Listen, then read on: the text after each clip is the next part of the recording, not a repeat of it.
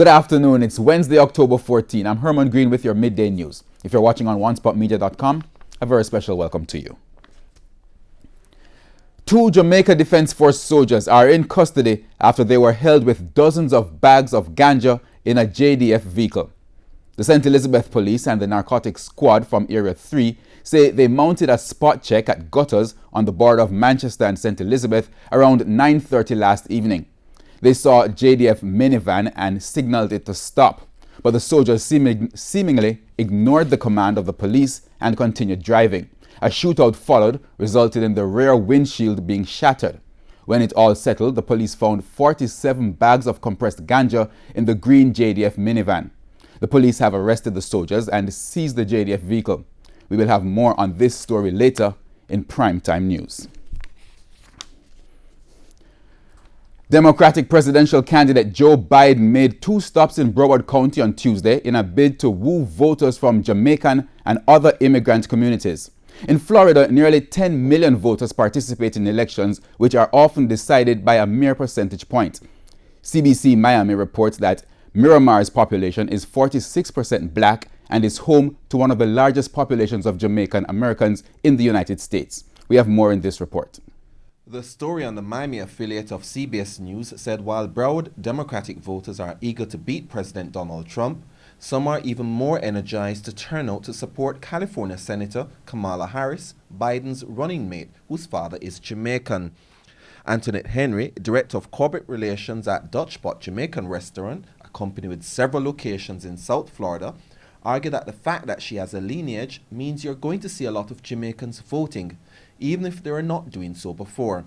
Part of Jamaica will be in the White House, she added.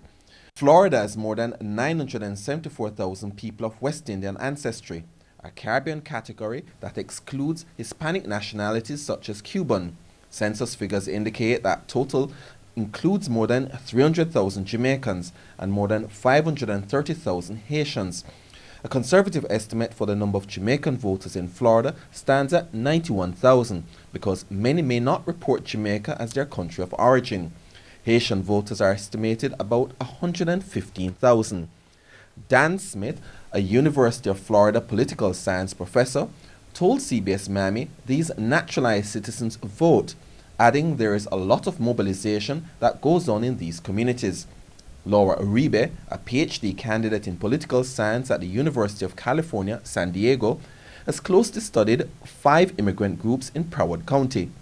She told CBS Miami that 77% of voters of Jamaican origin are Democrats, while 3% are Republican and 20% have no party affiliation.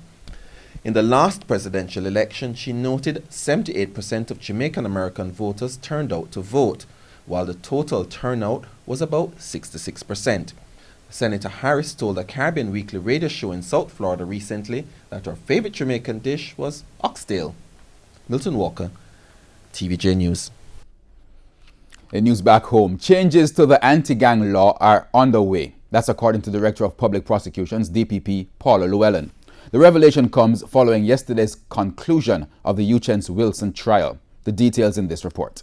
Yesterday saw the conclusion of the 19-month-long trial of the Uchen's Wilson gang. The trial, which started in March 2019, ended with Uchen's Wilson and 8 members of his gang being convicted in the Home Circuit Court. Initially, 24 persons were charged, but eventually 15 persons were acquitted due to insufficient evidence. During the trial, Chief Justice Brian Sykes raised concerns about some of the charges and the evidence that was necessary to prove guilt. This resulted in questions being raised about the anti-gang law.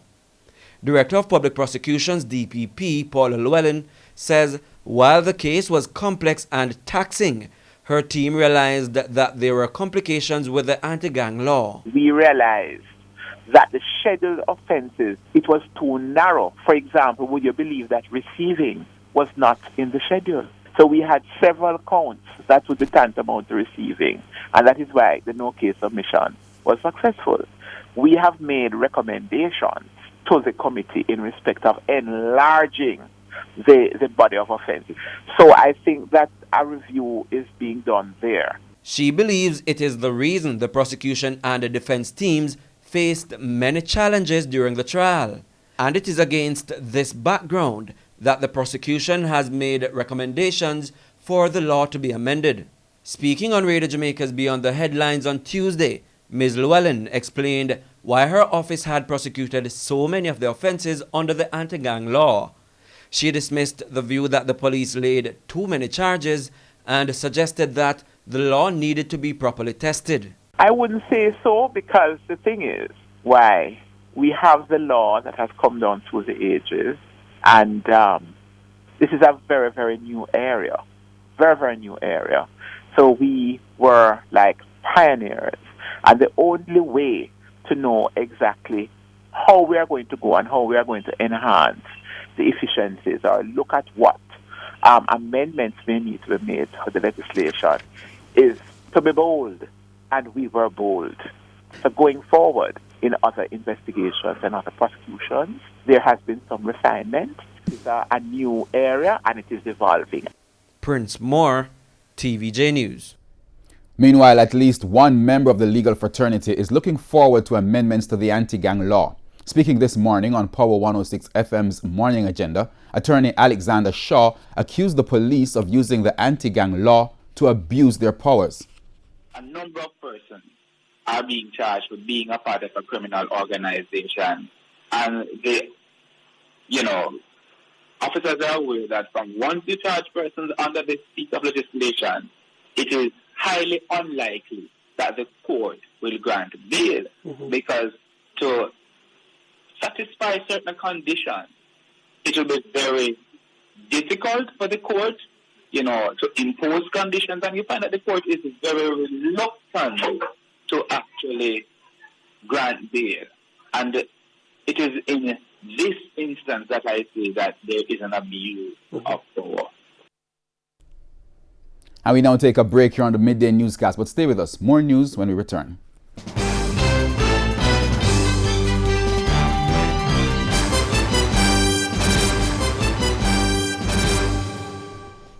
Welcome back to the Midday Newscast. Thanks for staying with us. One of the two candidates vying for leadership of the People's National Party, PNP, is indicating that he offers a better leadership for the party's success.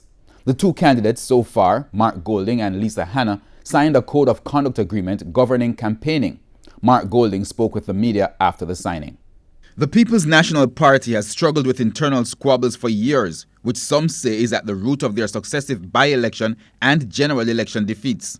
With another leadership election on November 7, the members, including the candidates, know exactly what is at stake. Everybody in the party who I speak to is very tired of the lingering divisions that have plagued us over internal matters. I think it is generally understood and accepted that for the PNP to revive its fortunes, it has to unite. So far, Mark Golding and Lisa Hanna are the only two members who have actively indicated their bid for the top post. But Mark Golding says he has been showing delegates that he is the better option for the future of the party by focusing on what he brings to the table. In terms of my history in the private sector as a successful lawyer, one of the top corporate lawyers in the country, I've built two successful businesses. I'm a respected legislator. I have a lot of experience in parliamentary matters as the person who was responsible for the legislative agenda of the last PNP government. And also how I've operated in my constituency as the person who got the most PNP votes in the last election and increased my majority over what I got in the by-election of 2017 quite substantially. Regardless of who is elected president, the party has a greater challenge of resonating with voters and making itself relevant again. In terms of resonating with the people, I think that the People's National Party needs to really focus on developing a message that is relevant and will appeal to Jamaica of today, but which is in keeping with our core beliefs and our core purpose. As you know, we are the party that has always championed issues of social justice and building a more equal and fair society. There is also the view that the party is no longer attractive to younger voters. The PNP YO in my constituency, South St. Andrew, is the strongest in any constituency in Jamaica. We have well over 100 active members, which has been something I have been nurturing deliberately.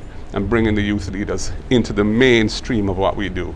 And that is something I think we have to do at the national level as well. The other candidate, Lisa Hanna, left the ceremony before reporters got a chance to speak with her. The Consumer Affairs Commission, CAC, is expected to complete its investigation into the reasons behind the hike in the prices for electronic devices, such as tablet computers, by next week. State Minister in the Commerce Ministry, Dr. Norman Dunn, says the CAC has been gathering information since the reports surfaced. Speaking earlier on the Morning Agenda program on Power 106 FM, Mr. Dunn encouraged consumers with evidence of price gouging to make a formal report to the Consumer Affairs Commission. The best thing a consumer can do is, in fact, to make these reports. It is good that we have the reports so we can investigate if there are specific cases and or to see if this is widespread. So we're encouraging consumer. Once you go in the particular establishment, you believe based on what you would have experienced before or you have seen before, and now you're seeing something completely different. Then yes, we're asking you to report it to the CAC. It was reported that price gouging was one of the challenges faced in relation to attempts to get students online for classes. Devices which were being sold for $9,000 2 months ago now cost close to $15,000. The latest statistics on confirmed COVID-19 cases in Latin America and the Caribbean is still trending upwards. According to the Johns Hopkins Coronavirus Resources Center, Brazil has the highest number of confirmed COVID-19 cases with a record 5.1 million. The Dominican Republic has the most confirmed cases among Caribbean countries with more than 119,000. Haiti and Jamaica have 8,887 and 7,989 respectively, while Guadeloupe has 6,908 cases. Now, Cuba currently stands at 6,017, Bahamas at 5,163, Trinidad and Tobago 5,127, and Suriname at 5,072 cases. Aruba has 4,229 cases, while Guyana has recorded 3,565 cases. Belize 2,585 and Martinique with 2,257. Other countries in the region with confirmed COVID-19 cases are St. Martin with 719, Turks and Caicos with 6,906, St. Martin 464, Cayman Islands 221, Barbados 210, Bermuda 185, and Antigua and Barbuda 111.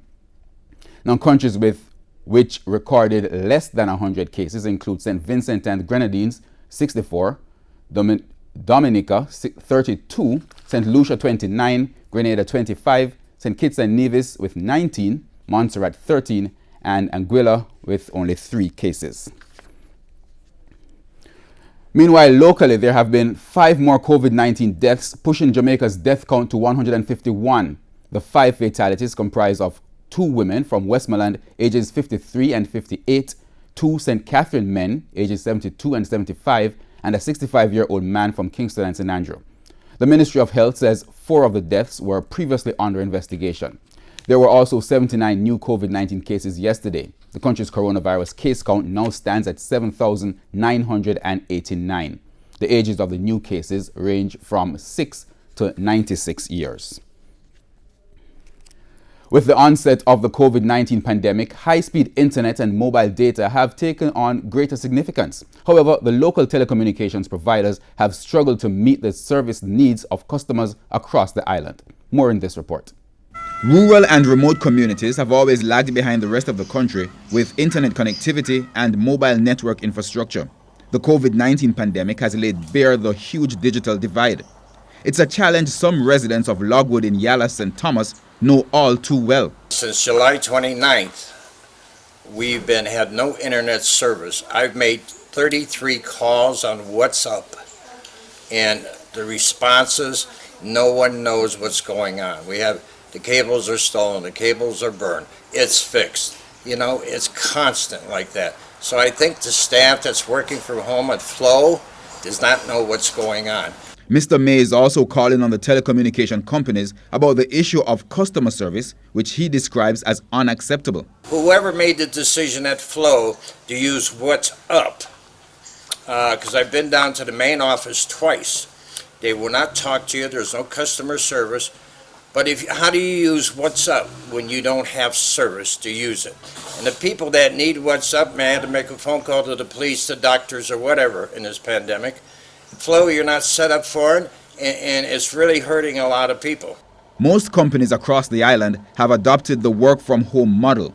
The residents say this has only exacerbated the problem. Since COVID, we've been working from home. Since July 29, the internet been down.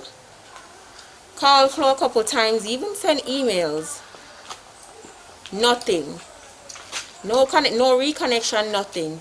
They barely even want to basically help the situation. I called in multiple times, and nobody come, nobody do nothing. She says for several months they have been without internet despite making several complaints. The return of reliable internet seems to be a long way off, but until then, this appeal. We are getting bills $5,600 per month for the bill. And we cannot pay for what we are not receiving service for.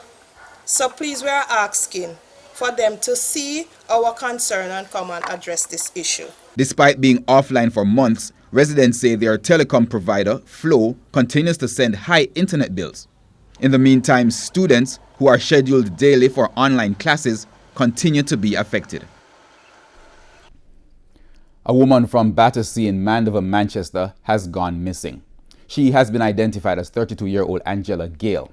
It's reported that Miss Gale went missing over the weekend. On Saturday, I come by from Mandeville and come by Kingston downtown, doing little shopping with my baby mother. She have a mental problem, so I never have anybody to leave her with. So I bring her with me, come to Kingston, and on the way shopping, she drifted in Kingston, and I went to the Central Police Station to report it, her missing. When she was last seen, Miss Gale was wearing a green and yellow blouse, blue jeans shorts, and a pair of blue slippers. And I plead to the citizen in Kingston, anybody know her whereabouts, please contact the nearest police station if we get her to give her medication for. She's a mental person attempt to the clinic in Manchester. Anyone knowing the whereabouts of Miss Gale is being asked to contact her partner at 876-331-2296 or the nearest police station or Police 119. And it's time now for a preview of what's coming up in this evening's Health Report. In the next edition of the Health Report, we look at COVID-19 and mental illness. Well, anecdotally, we know that the incidence of depression and anxiety have decreased. Doctors are reporting, there haven't been a specific study in Jamaica, but worldwide the data is showing an increase in the depressive disorders, the anxiety disorders, and the post-traumatic stress disorder. And I'm sure the University of the West Indies is doing research on that. That's the Health Report this evening in Primetime News. And now for today's healthy living tip. Get enough sleep. Practice positive self-talk. Connect with others through technology. Exercise and eat well. We go on to news overseas. Amid skyrocketing numbers in new coronavirus infections, the northern English city of Liverpool is now on the UK's highest level of restrictions. But there's already deep skepticism this partial shutdown will work to stem the rise in COVID cases. Last call in Liverpool. Pubs must shut their doors for at least a month. Why isn't London shut down? Tougher restrictions were ordered after a surge in COVID-19 cases. But there is no socially distant farewell here. The proud Port City, birthplace of the Beatles, home to a championship football team, is the first to be classified as very high risk under England's new 3-tier COVID alert system. The government says the decision was driven by the data. The city has the highest number of coronavirus patients in the entire country. Local city councilman Paul Brandt agrees the rapid rise in infections is a problem, but his consensus with London ends there. A rather toxic mix of arrogance and ignorance at central government level has led us to the sorry state that we're in now. I think the evidence is clear now that a short, sharp intervention 3-4 weeks ago would have avoided the mess that we're in now. The country's top scientists agree. 3 weeks ago, a government advisory body suggested a circuit breaker, a short but complete lockdown to reduce case numbers. Their advice went unheeded by Downing Street. After months of controversy over the government's handling of coronavirus, many people here say they're running out of patience and they're running low on trust. There's always been tensions between the north of the country and the central government in London, but under the pandemic, the mistrust is growing. News now in sports. Former Jamaica and West Indies spinner Nehemiah Perry says Sunil Narine is now on the brink of having his career derailed by reports of suspicious bowling action. Narine and his Kolkata team have expressed surprise at the West Indian mistress spinner being reported in the Indian Premier League last weekend. Jermaine Brown has the story. Sunil Narine has been placed on a warning list by the IPL, which says the off-spinner would be suspended if he is reported again during the tournament. But Narine's Kolkata Knight Riders franchise say they and the spinner are surprised at him being reported at the halfway stage of the tournament because there were no concerns expressed by any match officials in the 5 previous outings prior to the Kings 11 match. The Knight Riders also sought to point out that Narine has played over 115 games in the IPL since 2012 and as many as 68 games since 2015 when he was last reported during the IPL season for a suspect action before being subsequently cleared completely by an ICC-accredited facility. Former Jamaican West Indies off-spinner Nehemiah Perry says because of Narine's checkered past with being reported, he could soon find himself sidelined from the game. Come back from this is not going to be easy. If they call him again or if they report him again, it's not going to be very easy on Narine to come back from this one. You just have to keep your fingers crossed that he's resolute and that he know exactly what to do, and his coach has to then go back to the drawing board once again to see how best they can iron out this situation, because I still believe that he has a lot more to give as a player. The IPL has not specified which type of delivery or deliveries Narine was reported for, and Perry, who played 4 tests and 21 one-day internationals for the West Indies, says the Trinidadian's action looks legal from what he has seen in recent times. I still think that he's okay based on what I saw, and I'm looking at it from time to time when he's playing in all sort of league, that he's okay. But maybe they are at an advantage point where they are seeing that it's the degree of bending harm is more than what it should. This is the second time Narine's bowling action has come under the scanner in 2020, as the Trinidadian was reported during the recent Caribbean Premier League before being cleared ahead of the IPL. But Perry believes Narine can overcome this latest saga involving his bowling action, especially if he gets the needed support. This is a time when he needs a lot of support from his players, his friends and families to rally around him and give him the maximum support that he needs, because it's not easy when you are called for throwing. It can also have impact on your confidence. You're not sure of what to expect and what's going to happen when you're out there in the middle. Narine, who is the most successful bowler for the Knight Riders in the IPL, did not feature in their 82-run defeat to the Royal Challengers Bangalore on Monday. Jermaine Brown reporting for TVJ Sports. And that's your midday news package. Remember, the primetime package is at 7 this evening. Please join us then. On behalf of the News, Sports and Production teams, good afternoon.